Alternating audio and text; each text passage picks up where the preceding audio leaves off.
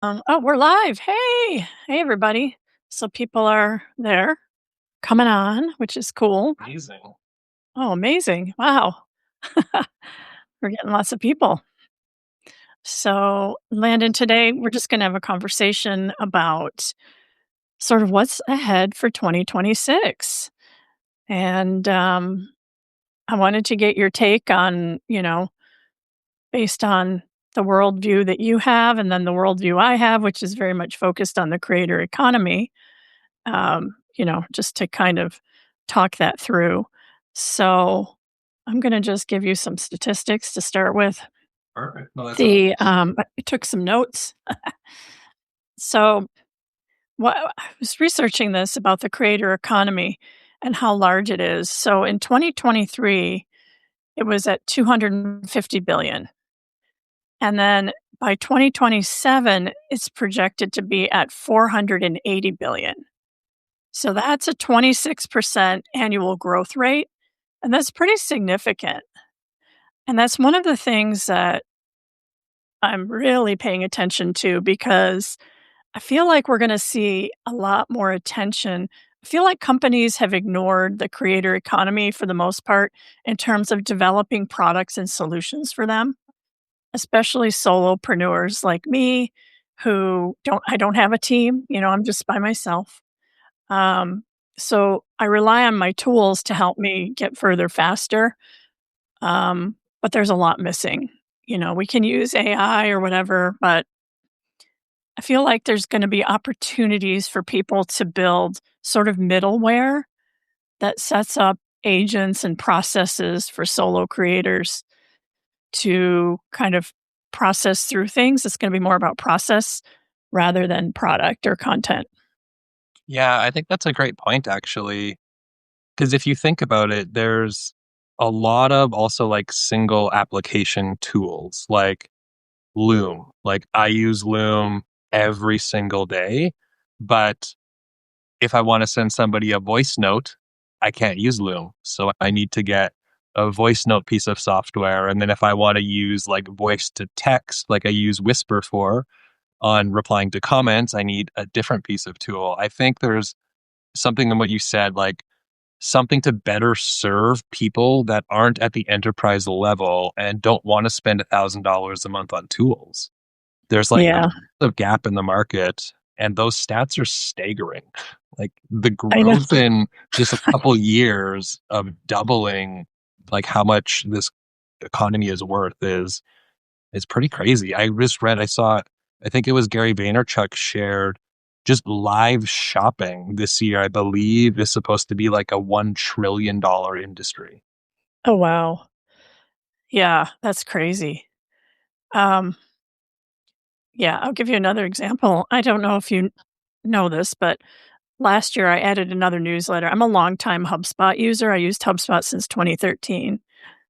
Um, however, HubSpot has stopped.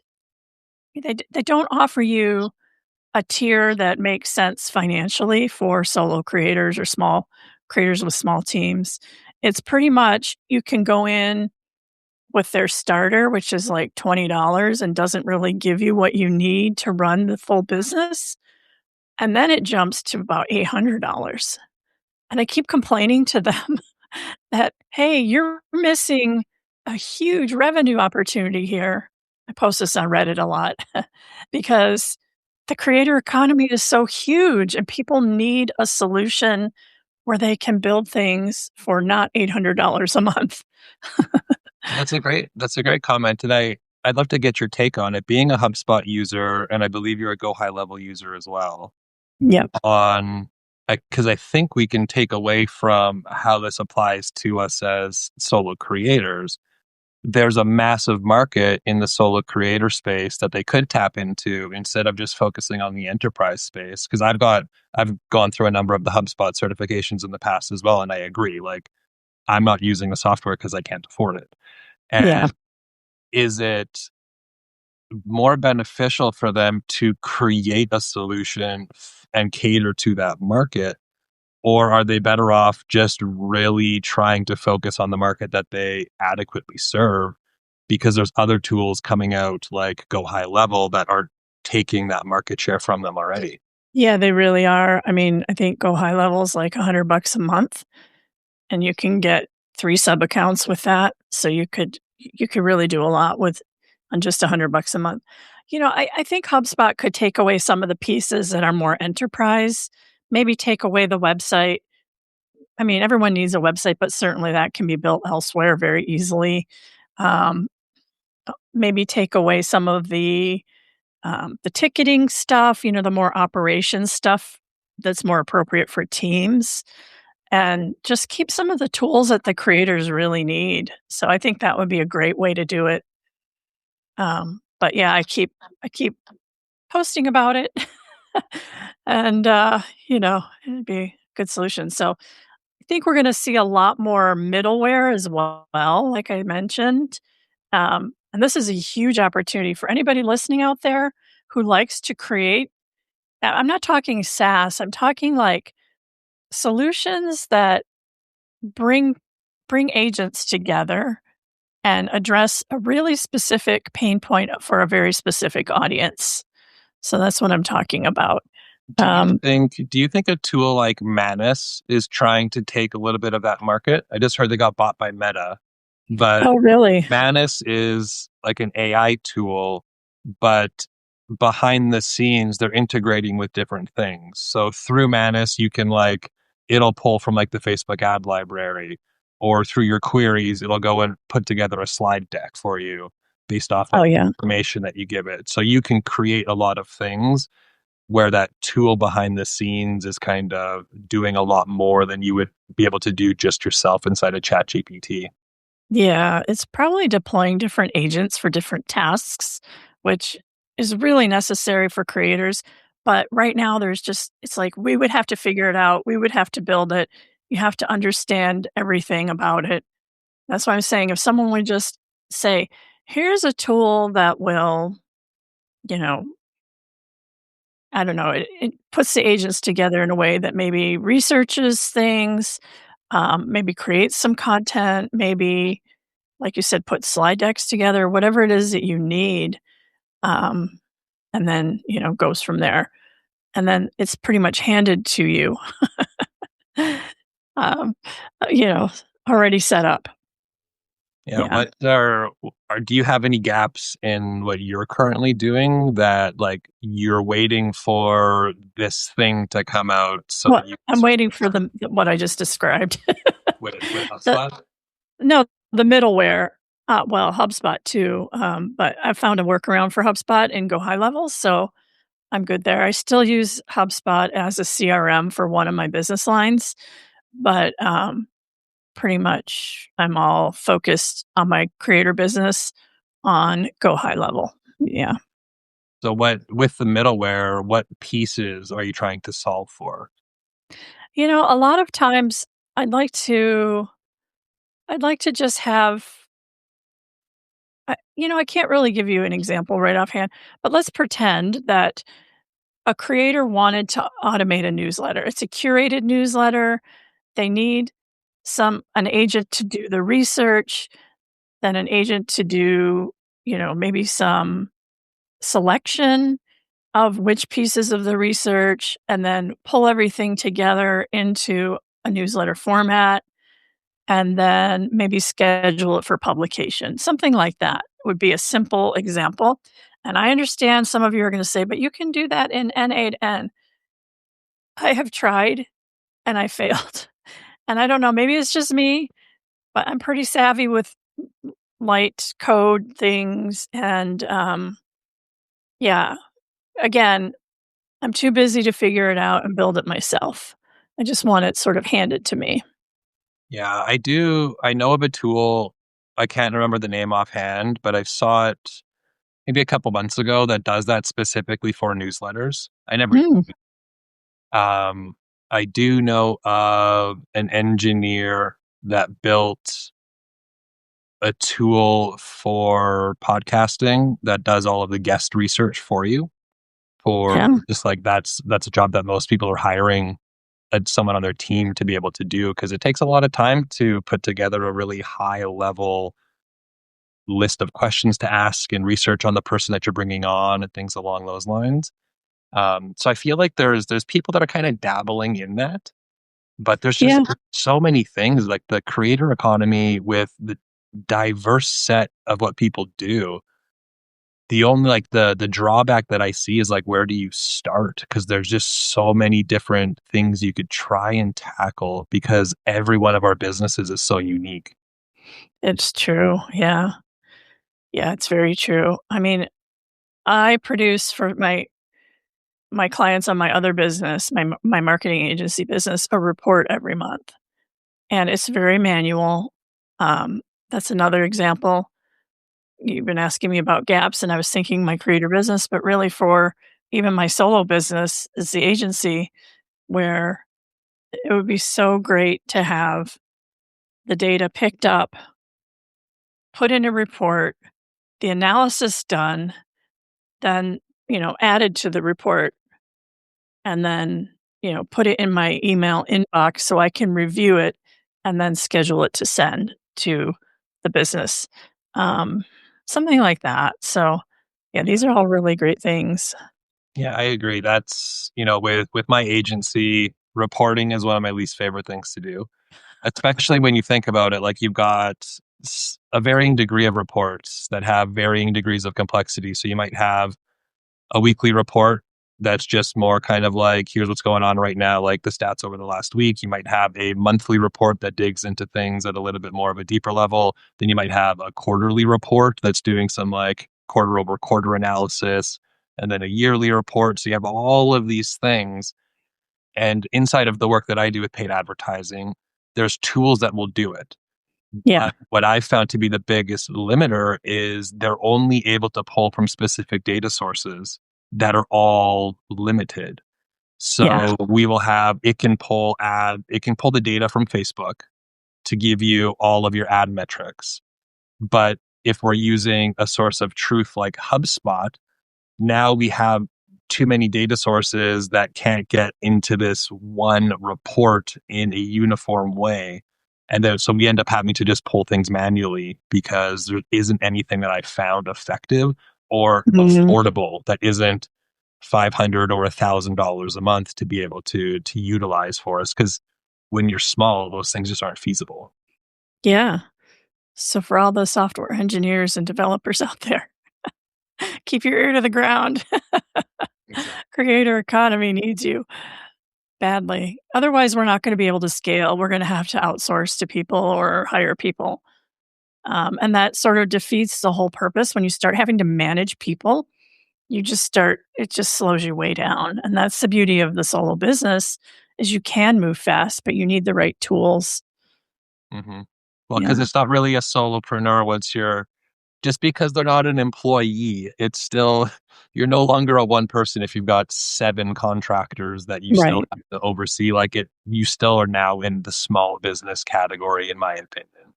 Yeah. Yeah, I agree. I although I do hire one person for project work and go high level. Like if I'm too busy to build a landing page and an automation for a new workshop or something, I'll have that parceled out to him, but probably don't use him on a regular basis. Um, so do you have any big predictions? That's my big prediction for 2026. Do you have any big predictions of what you're seeing? Yeah, I think we're going to just see a very large scale. I don't think it's going to happen right away, maybe kind of like middle to the end of the year in terms of just content. Because we're getting to the point where like so there's people at like Claude that are saying like they think they've like kind of achieved versions of AGI in what they're creating with, they can have, I believe, five like the Claude code with 4.5, I believe, can go out and code itself and debug and review all in itself without anybody supervising it for like 5 or 6 hours. So you're starting to get to these things where big, large scale projects are being able to be done. So we're starting to see if somebody has a tool where I can go do all of the podcast research and now I just have to record it. If we can automate all of the research for creating newsletters, we're going to start to see an abundance of content coming out. There's going to be a lag effect of people that are first movers on utilizing these tools versus kind of like mass adoption. So we're already seeing it in a small degree. But I think we're going to start to see is growing online with time. Maybe not this year, but we're going to start to see that getting really hard because content is just going to become a commodity. There's going to be so much, so much, so much. It's going to be more difficult to stand out. And I've heard some people talk about, everything is so varying. So like, I believe a personal brand is a little bit of a moat in terms of a market differentiator. Just being able to have authority inside of your niche is you're going to stand out towards somebody that doesn't. But in 5 years, are we still going to be able to build personal brands the same way if all of the content is just AI generated, or people don't need to read your stuff because they can get the answer instantly inside of an AI tool? Do they need to go read your newsletter and subscribe to it? So I think we're going to start to see I think the pendulum's going to swing like it always does. So I think we're going Yeah. to see a massive swing to automating everything. And then all of the other stuff is going to become the differentiator again. That's kind of what I start to see. And I don't know how soon it's going to happen, but I think that we're going to see a lot of emphasis shifting back towards inefficiencies, things that you can't automate, things that AI can't replicate, a Yeah.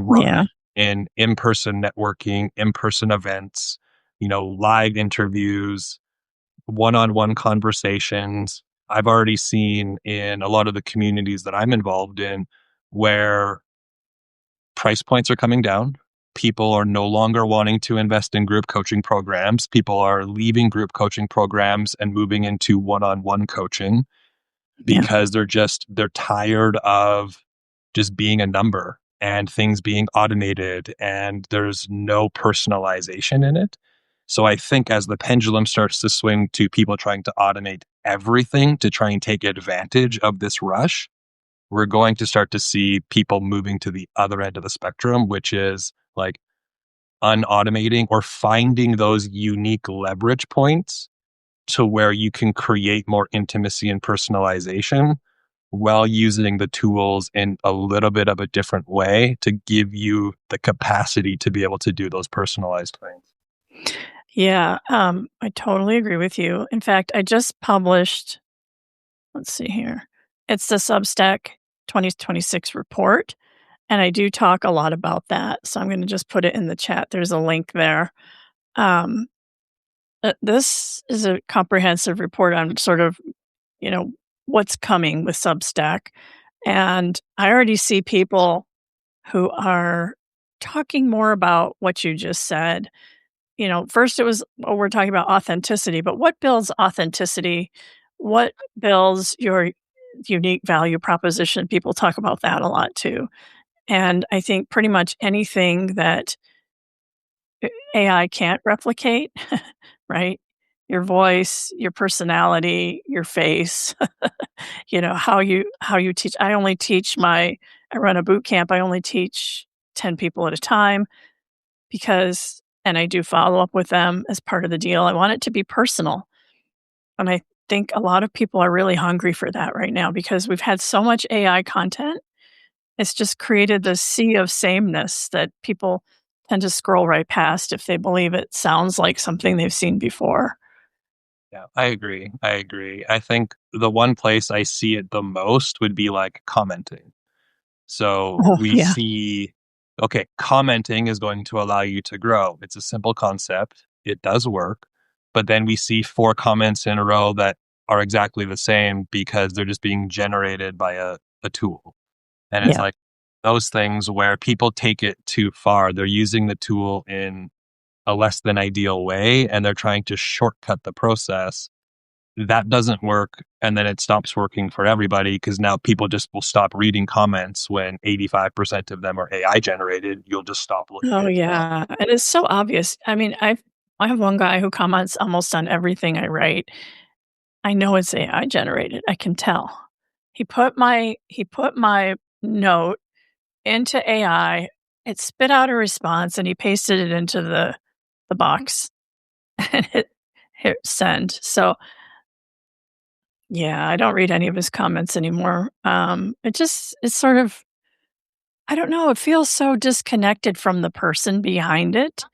I don't want that. I want real, genuine conversations with real people. Yeah. So, Agree. which And brings me it's to it. yeah, sorry, go Go ahead. ahead. I was gonna say that brings me to another thing. I have this slightly strong opinion about profiles, because a lot of people have either a logo there or a cartoon or just something that's not a human on their profile, and they'll also use maybe just the name of their publication instead of their real name, and I think that's a big mistake. And here's why, especially if you're trying to attract people to subscribe to your publication or pay for your newsletter.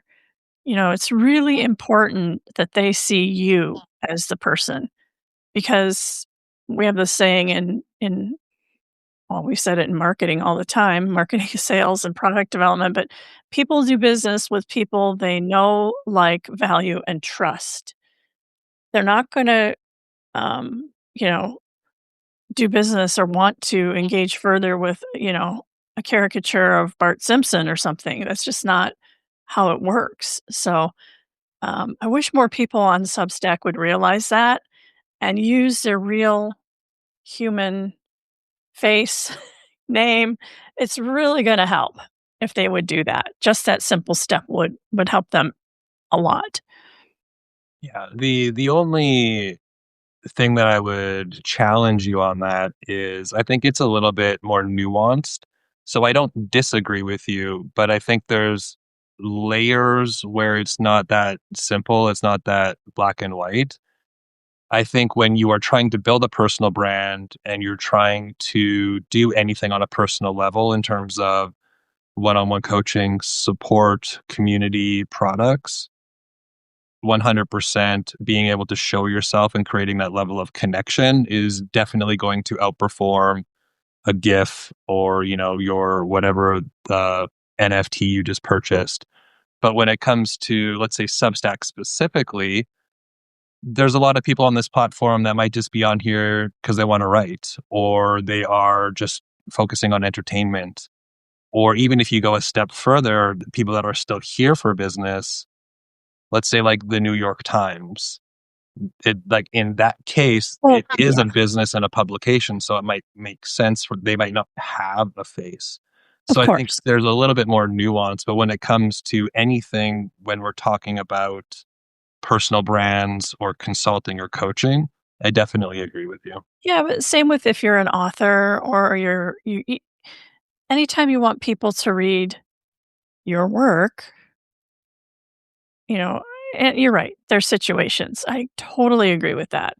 There's domestic violence situations where people may not want to be known. I understand that.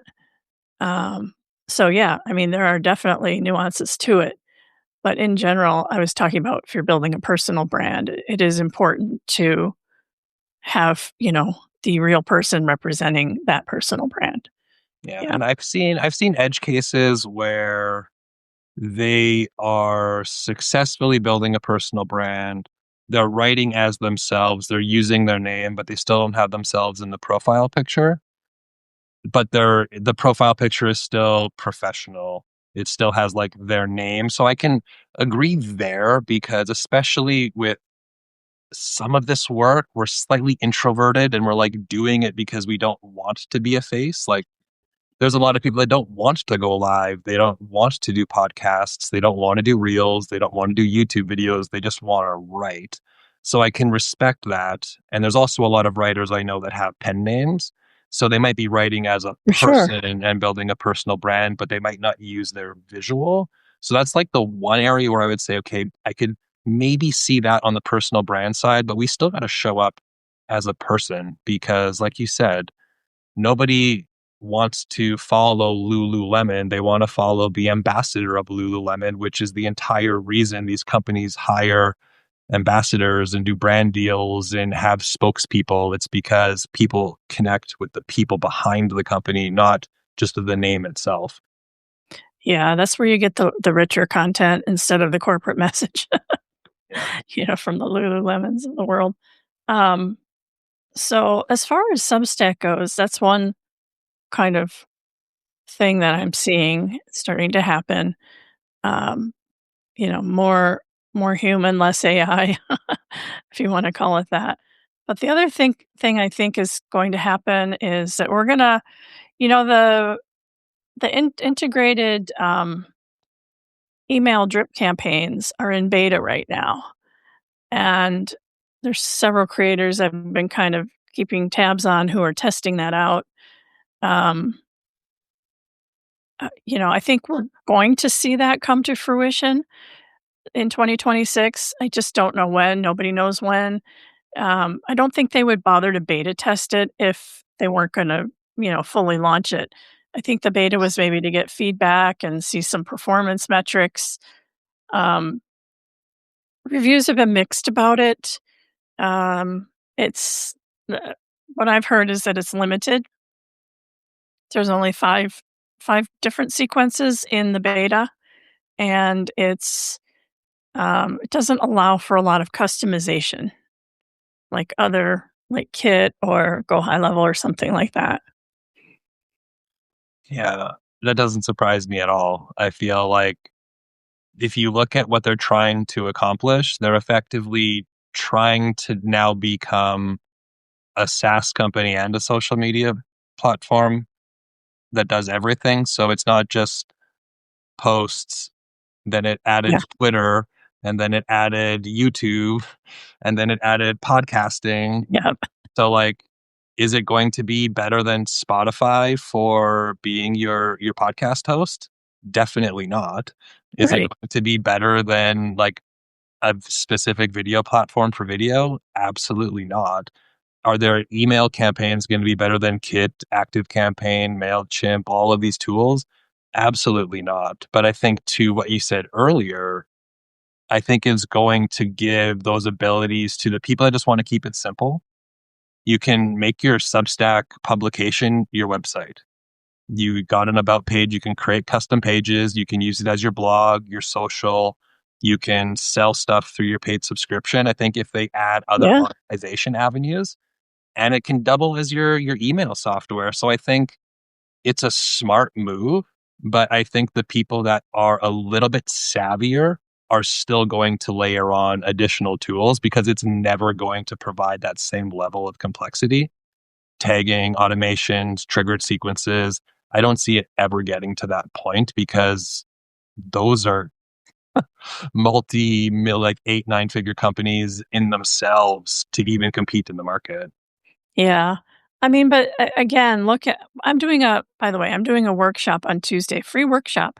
And I'll put the link in the chat in a minute. But um, with Aurel Silberman, I don't know if you guys know him, but he's the founder of Right Stack, and I personally started using Right Stack a couple months ago. And he is a perfect example of someone who built sort of a middleware tool to solve a painful problem. It's not agents, but it's pretty darn good. Have you used it? Hmm. Yeah, I've Yeah. used it. Yeah. Um, something like that is really, everybody's asking. I remember when I first discovered it myself, there's no way to schedule notes in this thing. It's not like X at least allows you to kind of schedule, to put in a time in the future that you want this to execute. I was like, what? How can we schedule everything else but not notes? So it was a big problem, and it's a lot of people want that ability. Um, Now he's got this tool that does an amazing job with it. So, why isn't Substack just buying those from people that are building it? I don't know what their philosophy is on scheduling notes, but, Yeah, I'm maybe not it's exactly sure. I can't imagine they're not going to roll that out. I don't think a tool like that, there's, I believe, 4 or 5 that offer the ability to schedule notes. yeah, Um, my only concern with those tools, we could chat about, I have a couple concerns about them off air, but it would probably take a developer. I don't, I'm going to exaggerate, but I don't know, an hour to build that tool. I'm being hyperbolic, but I have no idea how long it would actually take. But for them to build that tool, I can't see them not. So my only concern with building a tool like that is I would be hesitant to invest too much time and money into building a tool that relies on something that we can almost guarantee Substack is going to do itself. I would focus on the things that Substack isn't going to do, like the of research, course. the Yeah. competitive analysis, and those types of things. That's where I think a tool like RightStack, I think its biggest value is being able to look at the analytics from all of your stuff, not just this small window of time. Being able to see people that are similar and your overlap and do competitive research. That's where I really see these tools going. Oh, What yeah. I'd love for somebody like Oral to build would be an auto restack tool so that it automatically restacks your stuff 12 hours after it's posted, or the Yeah. ability to set up parameters for that, or a guest posting tool. This is something I was like, somebody needs to build this because I want to do a collaboration with Carrie. So it'll pull your top 10 posts, my top 10 posts, see where we overlap, tell me what's going to be the best topic that I can write about that'll meet your audience's needs. Those things Substack is never going to offer. And I think those are some like amazing features that a tool like that would be able to roll out Oh, and yeah. really By the complement. way, you can recommend that he do that, and he will. He will try. Because I've also requested some features from him, and he's done them. So you now have the ability in RightStack to see comments people have made and respond right there in the tool, and it makes the process quite a bit faster. So, he's got things going on like that. Um, identifying the time of day when your audience is most active, that's a right stack thing. I haven't seen that anywhere else. I'm sure it's on. I haven't used all the tools out there. I've tested quite a few, maybe about 6, 8 months ago. Um, right stack came out pretty far ahead of the others, um, but in my opinion. But just because of what it has, it also says, "Who are your biggest fans?" So, I'm trying to get him to do more with the chat piece of it, the community. So we'll see what he comes up with. He's pretty clever. Yeah, it'll be what I'm really interested is seeing if what Substack ends up doing with their API, what they start to make publicly available. Like they already have their integration with LinkedIn, they've got their integration with YouTube. So those connectors are already there on the back end. Like I've talked to developers that were, they're creating things for Make and Zapier to auto import your subscribers and things along those lines. So there's all of these little things that people are just creating workarounds that I'm curious at what point in time some of those things are going to come. Like, when is their Zapier connection going to come so that we can, if we're using Kit, they Yeah, talk to each other automatically? So, but they're still so young. I think that's what we miss. Like it is. It 8 is. years versus, LinkedIn's been around for 20 plus years. They're still in their infancy compared to the tools that we're used to. And even tools like LinkedIn, like they're still not sophisticated tools. Like they leave a lot to be desired as well. Well, I feel like LinkedIn sort of stopped advancing its product in a constructive way when Microsoft acquired it. I just feel like it was kind of evolving, and then it just it kinda took a left turn somehow.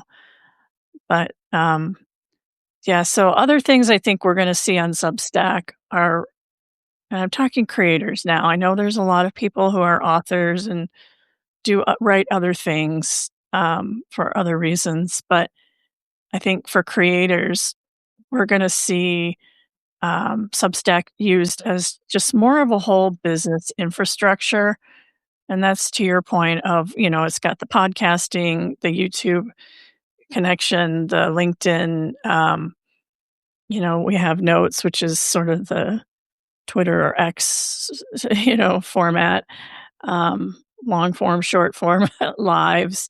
We're getting all the things, right? And this is, I think it's trying to become the full creator business platform. And you're right, it's in its infancy, and I don't even think people really started using it until the pandemic. So it was around for what, 3 or 4 years before people really started using it more heavily. It really picked up some steam during the pandemic. Um, but yeah, I think we're gonna see, that's what I teach, of course, so I'm gonna say that, but it's true because we do see people building off of their newsletter. Um, for people listening, you may or may not be aware that you can actually create a page for anything on your navigation bar and link out to anything from your navigation bar. So that's a really good opportunity to link it to a store or create a page that promotes something that you have for sale, whether it's a program. It's kind of a, again, it's everything is sort of light, right? We have Twitter Lite in Notes, we have podcasting Lite in the podcasting tool, and this is sort of, right now, it's creator ecosystem light. But at the same time, I think that's where the growth is coming from.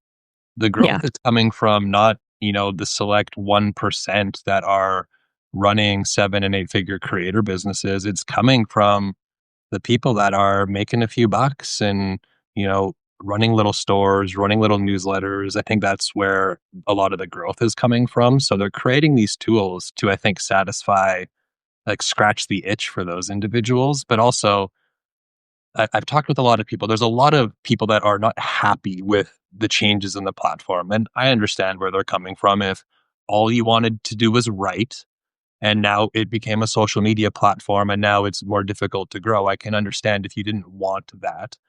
But if they want people to come from YouTube and they want people to come from LinkedIn and X and the podcasters and the community creators, they have to create an environment that is worth them coming over and migrating their entire business to. So, there's been the rumors, and I haven't seen anything confirmed, but of them, I believe, starting to offer like sponsorship spots within Substack. Yeah. So, like, that makes sense. They, in my opinion, if they want to be a leader for creators, they have to provide more ways to monetize through Substack. Um, is there, like, I've got a few things that I'm looking to leverage more within their platform specifically. I'm curious about yourself. We've got all of these tools. Is there stuff inside of Substack you're looking to kind of lean more into in 2026? I used my community, my chat as my community. I've so often toyed with, should I stand up a closed community and go high level or school or something like that? And my conclusion every time is no. Let me just continue to use the chat. And as of right now, I make that open to everybody. There was a period of time kind of before the holidays that I kind of took it easy after Thanksgiving. But before that, I was posting 5 days a week in my chat, trying to get people to have conversations and meet each other and grow. And that was really successful. It was a lot of work because I didn't just post and ditch. I really wanted to also engage in the conversation. It, I was gathering intel from people, what they're worried about, what they would like to see more of. So, I'm going to probably go back to that, um, starting this week. I've already posted 2 days, 3 days this week, so, I'm gonna continue that. Um, Lives, I'm underutilizing at the moment. I need to do more lives. Um, my lives, they turn into podcasts, and then those podcasts get pushed to YouTube and then Spotify and Apple Podcasts and everywhere. So that is kind of cool. It's like, a little syndication there of what we're talking about today will be there, you know, very shortly. So I do like that. I feel like, again, this ties in with what we were talking about earlier. People need to see your face and hear your voice and know your personality and your style. So I think those are the types of things I'm gonna be leveraging more of. How about you? Yeah, very similarly. I'm wanting to scale the brand this year. So I want to increase content production, but it's, trying to create that balance of I know what my capacity is. So what's the most logical way for me to scale that? So I want to get back into podcasting. I wanted to get back into YouTube. So just really trying to play with things and going, okay, well, I'm going to launch the podcast. But if I launch the podcast on Substack, every one of my podcast episodes is also now immediately a second piece of Substack long form content, as well as everything else. And if it's a video, then I can automatically have things syndicated over to YouTube. So just starting to go, okay, I can increase my content production. I can scratch the itch of these things over here. So just trying to create as much leverage in that system as possible.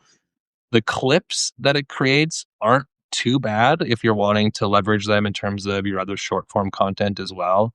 The ability to just like open up the clip, auto share it to Reels is a really easy tool as well. You can have your stuff auto shared over to LinkedIn. So I think that, you know, there's a lot of opportunity there. It's also really interesting to see. I can't remember what I was reading by Substack, but they were like recommending that you promote your stuff over on like LinkedIn and your social media. And I'm like, yeah, no doubt. Like, because Substack just wants more people to come to Substack. So of course they want you to go promote your stuff on LinkedIn, but like promoting your stuff on LinkedIn, unless you have an audience there, isn't going to grow your Substack. But if Yeah. everybody does a little bit, it's going to grow Substack. It probably isn't going to grow our Substack, but part of what I'm going to be doing in 2026 is a lot more stuff off Substack as well, because that's part of what I'm trying to do in terms of this year and moving forward is if I want to tell more people about Substack, I can't only talk about it on Substack. I need Yeah. to talk about it in other places. So it's like if I want to expand beyond the 35 million people in this small little ecosystem that actually know what Substack is, which is still quite small, there are other places. But I've been very careful with that expansion going, I'm only going to do it when the pieces of the puzzle are there so that it doesn't just drive me straight towards. Yeah, exactly. Yeah, I got pretty burnt out also last year, but, um, so yeah, so the little ecosystem is a great thing. Um, what else do we wanna talk about for 2026? Let me check my notes again. Yeah, I did take some time to do that. Um, yeah, so, uh, Yeah, I think okay, one of the things that I anticipate seeing change is an evolution in content on the platform as well. I think we've started to know this in like the marketing space. I would fall into the category of people that post a little bit of meta content. Like I talk about Substack on Substack, but a lot of the stuff that worked a year ago doesn't work anymore. And I think that's part of what AI is going to kill is it's going to kill the shallow content. It's going to kill the little tips, the notes that lack substance just are going to stop getting shared because people don't care anymore because it's just everywhere because everybody listening like most people you see are using AI to write their Substack notes. It's just happening, whether they say it, admit it, don't, whatever. It's happening. And yes, there's some that are better than others. There's some that are worse than others. I think a lot more storytelling, a lot more substance is going to start to be what stands out in the feed and starts to get shared more. I've noticed it with my own stuff. It's like, okay, like this didn't work. It's because it lacked substance. There wasn't Yeah. anything unique about it, that differentiation in content. And then I also anticipate we're going to just start to see just the growth in general. So a lot more stuff that has nothing to do with writing. So like, I Yeah. think the biggest publications and categories are politics and news, like Yeah, for other sure. stuff on the platform. Um, a lot of people talk about, how there's just so many growth accounts and marketing accounts, but it's actually like there isn't even a marketing category. Like there's business, and marketing is technically a subtopic of business, but there's very few in that category that are actually talking about marketing. But I think we're going to see a lot more Right. health, fitness, Pokemon cards, just a lot more stuff coming over to the platform and just creating a lot more diversity and opportunities for coaches to come over here and actually use it to create a business. Yeah. Because if, you help some very specific niche, I don't know, men over 65 that are trying to increase their testosterone levels or whatever it might be, there might not be a ton of people here just because it's still early, or, classic car enthusiasts. Like it might not be the place for you yet, but it probably will be eventually. Like, and I think that's what we're going to see as the platform grows, is just a lot more opportunities for people to come over here. I agree with that. Um, I also think there's something called subscription fatigue. Um, I know when I first started on Substack, I was subscribing to a lot of newsletters because I wanted to support people in my community. People that I knew from my chat and that, I was engaging with, and people who, quite frankly, I just loved their stuff. Um, that was different. And then I realized I'm doing a disservice to myself and these folks by staying a subscriber because I'm not reading anything. So it's better now to just scroll through notes and see their preview of their latest post and read it there. Um, because I was finding I was really just like, I don't have time to read 20 subscriptions today. Sorry. It was kind of like that. But so I think what this is going to actually help with is, some creators were sending me almost daily emails too. So I think that is gonna die down a bit in 2026. We're gonna stop seeing all those extra emails, um, because really they're just gonna cause people to unsubscribe if there's subscription fatigue. So, I think there's kind of an equilibrium we're trying to reach there with the subscription content. Yeah, I think, and this is only my personal opinion, but we have to recognize that Substack is a social media platform. Every other social media platform effectively has an algorithm that works the same way. That's not by chance. It's because that's how people are using the platforms. I anticipate Substack to slowly gravitate towards something similar, just by like, I don't know how it's going to like defy reality of like how people have behaved for the last however many decades using these platforms. But if we look at social media, followers almost don't mean anything on Instagram anymore because that's not how the feed works. Even on YouTube, the number of subscribers you have on YouTube doesn't actually be the sole indication of how many views your video is going to get. It's however many people it's being shown to in the feeds or in the search. And I think Substack is probably going to gravitate towards the same thing. It's part of the reason I wrote some of the posts that I did. We see open rates going down because people are either unsubscribing or they're switching their notifications to be in-app only because they don't want the emails. Like we Yeah, already have too many emails. So part of the power of like we get access to inboxes isn't the same because people can turn off those notifications and then we're not in their inbox.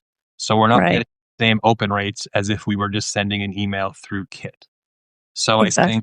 we're going to probably see some interesting transitions between subscribers and followers, and like what button does Substack start to preference to make it easier? Are they going to make it easier to subscribe or easier to follow? What is it going to show you in your feeds and things like that? I think we're going to see a transition slowly to make it more of a social platform that's focused on that feed as opposed to being what it once was, which was 100% focused on subscriptions landing in your inbox. Yeah. This morning I was just interesting you should say that because I always felt like Substack was pushing people towards subscribing. And that's maybe how I got so many subscribers so fast earlier last year. It was kind of the tail end of that boom time as well. But right now, this morning, I was looking at my activity feed and I opened it up. And I don't know if this is new or something I just didn't notice before. But in that activity feed, there was a follow button next to some people. Has that always been there? Did I miss it? I'm pretty sure I didn't, but so now they're pushing us to follow. I used to kind of hover over their name and it would pop up the box would had subscribe or message. And follow was a little icon of a person with a plus sign on the far right that was almost easy to skip over. Now, anybody who comments and I'm not following, it'll show me the little follow orange tag and I can click on it and follow those people. Yeah, so it's So like if more people are clicking the follow button, they're going to preference the follow button versus the the subscribe button. subscribe button. If people, because nobody likes email. Like, let's be honest, nobody wakes up and is like, "I'm so happy I have 100 unread emails in my inbox." Like, no one says that. So Yet it is a high converting media type. like we like it as marketers and we hate it as end users, right? So it's this weird like dichotomy that we kind of live in with it. So I agree. I think we're going to see some of those things shift on the platform, and some of Yeah, those changes I think are going to be driven by how are people using it. Like they came out and said we preference notes that you subscribe to and you pay to subscribe to. We're not like other platforms that just want you to be on the platform. Like, come on. You're telling me that you don't want people to be on Substack on the app longer? Like, yes, you do. And if you subscribe to somebody and start reading their content, you're spending more time on the platform. I right. believe the goal of the platform is no different than the goal of the other platforms at the end. Well, and then when you mix in the lives and the podcasts, the notes, the long form, everything that does create more time on the platform. Exactly. Right. Yeah. Right now, if anybody like we just spent an hour here. If anybody was watching, they just spent an hour on Substack watching this, similar to YouTube. Yeah. So I think this is kind of like other platforms like Instagram. When new features come out, the platform usually pushes them. Right when Substack released videos, we saw a lot of videos in the news feed. So it was smart to post videos. I Right. think important to, if we're trying to get maximum exposure, we want to take advantage of the tools that the platform is offering us.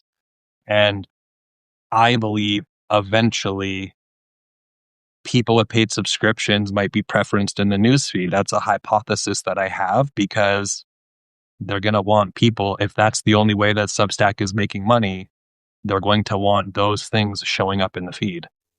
Yeah. Yeah. Now, LinkedIn to me has become almost unusable just for my business model. Um, I don't like to spend hours and hours a day finding people, reading through their comments, starting conversations with people who commented on their post. That does not feel enjoyable. And that is kind of what you need to do now on LinkedIn because they're prioritizing conversations in the comments. Last I heard, I've been off of it for a couple months. things may have changed there, but and then there's the whole what I call DM slinging. Like, the other thing that people say, gurus, right? LinkedIn gurus say, "Oh, you have to be DMing people at least 10 DMs a day." I don't wanna do that. I don't wanna do any of that. So, I feel like Substack is so friendly because of that. I'm just waiting for people to start DMing me, though.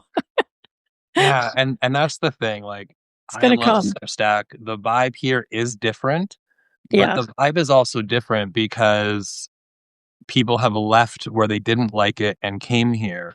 But as the platform grows, those people are eventually going like, where do you think the growth of Substack is coming from? It can only come from the other social media platforms. Yeah. So I don't think we can get rid of all of those things. Like, we don't want it to become X. We don't want it to become LinkedIn. But I think some of those bad habits are inevitably going to come here. I think it's inevitable that we'll see people start, like, we see it already. People spam comments with links to their publication. You can close off who can DM you, which at least that's beneficial. So Yeah. subscribers can DM you, but they can subscribe and then they can DM you. So I think with time, we're going to see some of those behaviors. But like, I ban a lot of people on my Substack publication. When somebody I can see is clearly spamming, like they drop their link in 3 comments, it's an immediate ban. So, like, I think some of those things are going to come. I don't know what Substack is going to do to mitigate it. Probably about a year ago, impersonator accounts were a really big issue. Really I big. had probably at least 10 plus different occurrences of impersonator accounts impersonating me and my content. You So, have arrived. You have arrived. You have an impersonator. I actually had twice also. I mean, it's starting. So, we have comments that we haven't been addressing. So, I can't do the double focus. I apologize to everybody, but I can't read comments and engage in the conversation properly. So I apologize. yeah, same here. So one of the recent comments here by Jason, he says, "DMs on Substack currently feel like two friends having a chat." I totally agree, Jason. People who take my courses or my workshops that I really get to know, I'm always chatting with them through the DMs. Like, "Hey, how was your holiday? Hey, I know so and so, um, you know, in your life had a medical situation. How are they doing?" Things like that. It just feels like you really get to know people there in the DMs. So, yeah, I love that.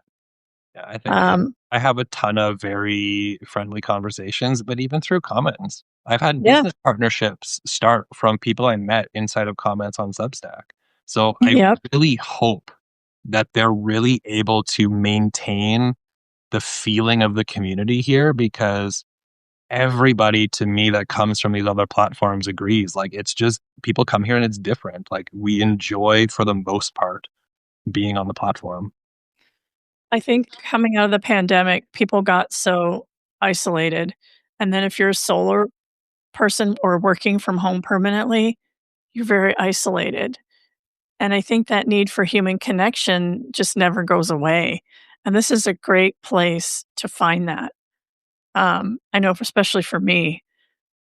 So I spend an awful lot of time alone, you know, um, working. So it's a great place for that for sure. One other thing, though, is this was talked about a lot, and I talk about this a lot. I don't know if you know, I lost all my accounts on Meta over a year ago, and I never went back. Um, Never was able to. I lost 2 businesses, so I don't even do Meta anything anymore. I just am off of there pretty much permanently. Um, so I won't go back to Meta. And LinkedIn, like I said, has become an exercise in frustration for me personally. So I'm going to be looking at some alternative platforms where there's conversations going on about Substack and other things. Reddit, Quora, Blue Sky, Twitter is not for me either. So, yeah, I'm gonna probably stay small forever, but I'm gonna stay small doing what I like and with people I like. So that's Well, and kind of that's the beauty of it, right? Like yeah, we can't lose sight of why we started running these businesses, and it's usually because we wanted to do something that we wanted to do. yeah, So like it's okay. You don't gotta be everywhere. It's not bad, but it's like what do you actually want and enjoy doing, I think is the most important thing we can do. So I think that's yeah, yep. So, um, anybody have a last question? I'm sorry, we might have missed you. Um, please put it in before we sign off here. I promise I'm gonna watch this message chat window, and if you have something, just drop it in now. I did post earlier the free workshop with Orel Zilberman on Substack Notes is coming up on Tuesday the 13th. So I'll just put that again here one for of the things anybody who's Substack can interested. do is improve the comments. Like for me, it's one time and then the comment is gone. Yeah, So like it's really difficult to manage the comments. That would be great if I could like pop it up on like a separate screen, kind of like Zoom would be awesome. yeah, okay. Um, yeah, for sure. I'm reading Al. Al took my my course, and yeah, he's there. Let's see who else. Mirel, do you think the follow me, I will help you grow type is going to lessen? Um, Uh, I think that it's probably going to stick around for a while because it's working for some it people. works. Yeah. I don't think that those are necessarily high quality subscribers. That's my own personal view. But I see the same thing happening on LinkedIn. I see the same thing happening on Threads. It Yeah. seems to be working and getting people a little bit of followers and a little bit of subscribers. So I think it's probably going to stick around. But yeah, that's just my opinion on it. Yeah. And it looks like I need to fix the date on the landing page that came out wrong for the workshop. So sorry about that. we will get, we will address that right away. Um, yeah. As somebody says, sadly, your Substack is going to grow. Oh, hello from New Caledonia. Oh, New Caledonia. I've been there actually. I lived in the South Pacific for a couple years. All right. So I don't see any further um, questions. Last chance, guys. Yeah, and also if there was any questions that we missed or you have, like my DMs are always open, so never hesitate to reach out there. Carrie seems to love chatting in her DMs as well. So you'd be surprised how many people I say shoot me a DM that they just never do. I don't know if they think I'm just not going to reply, but for the most part, the DMs are a great way to have a great conversation. It's a lot easier to manage than comments. Comments can be a little daunting sometimes on Substack to manage, but I'd love It, if I it could is. mark. I'd love Yeah. if I could mark a DM unread. That would be lovely. Yeah. Yeah. Exactly. Um, yeah, my DMs are open as well. So it says you're both great in the DMs. Okay, nice. If the focus is going to be more follow, what does that mean for conversions? Focus for follow. Conversions meaning subscribers, paid subscribers? I think they're slowing the roll of the funnel. So right now it's like the funnel was find you on notes, they were pushing towards subscribe. And then from subscribe, you would probably either go free or paid, depending. But if you're free, then the push was to get you to be paid. And then for me personally, off of that, I have multiple other offers that aren't native to Substack. So I have digital products, I have my courses, my workshops, my one-to-one coaching. So all of that comes off platform in terms of follow-up with free and paid subscribers. So I suppose I do see followers as an audience. Like my followers are twice the size of my subscribers. Um, So it's gonna give another step in the funnel, right? So they're gonna see you on Notes, and instead of subscribing, they're gonna follow, and then they're gonna see more of your content theoretically, and then hopefully subscribe eventually. Yeah, it's if we just think of how other social media platforms work, if we just look at, let's say, X, you're trying to gain followers, and then if you want to make money, you have to get them to subscribe to your email list or your newsletter. Substack effectively is just doing the same thing in one platform. So they Yeah. would see you and follow you, and then hopefully once they're following you and see your content, then they would subscribe or become a paid subscriber. So it's effectively just a marketing funnel. Just Substack bridges the gap and adds the email list inside of the same platform instead of having to pull them off to a separate tool. Yeah. Yeah. Mary Beth is raising a good question. She says, "When should one move to have paid subscribers?" I'm asked this all the time. At what point should one add paid? Go ahead, Landon. I have to jump here in a couple minutes, so it's a juicy question. I just got off, I did a live this morning with Chyler from Newsletter Circle. We dove into this in in a lot of depth and detail. I've written some of my top performing articles or speaking about this as well. For me, I think 100% it comes down to what is your goal and what business are you trying to run?